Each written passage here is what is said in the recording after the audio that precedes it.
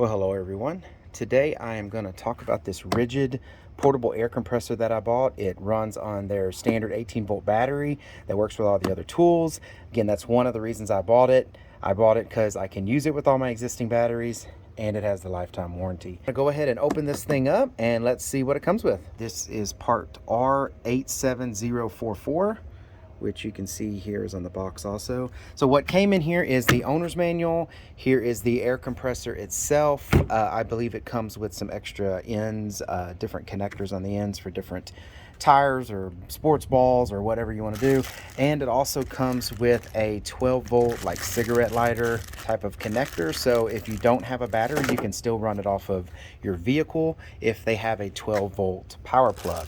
One thing I liked also about this is it has a big digital readout, so I don't have to have an air pressure tester laying around. This one's got a real nice digital readout. And here's some extra. This is for like airing up sports, like a ball or anything like that. This is so you can air up, you know, like little floats, things of that nature. And I think this is for airing up different size valve stems, from my understanding. I'm not 100% sure.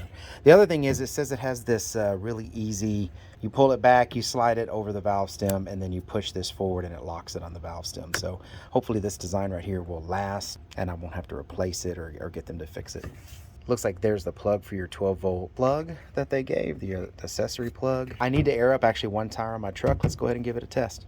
I put a 2 amp hour battery on the bottom of this to just see how long it will last with a 2 amp hour battery. And one of the cool features that I liked about this that actually made me want to buy this compressor is you can come in here and set an automatic stop pressure. So you can do, I think if you touch it, it will let you go to manual, but then you can change it, from my understanding, to auto, and you just come in here and put how many PSI you want to air that tire up to, and when it hits that pressure, it's supposed to automatically turn off. So I'm going to set it to 60 because that's what I need in the front, and then I'm going to do 70 in the back and just see how well this does. You just go ahead, here's the valve stem, you just push it on the valve stem and then push this forward, and it locked on the valve stem. So let's go ahead and see if it's, wow, it's telling me I have 35 PSI, which is probably right because this tire has a slow leak and my truck's been sitting for a little bit. 2 hours later. All right, so I just heard it turn off.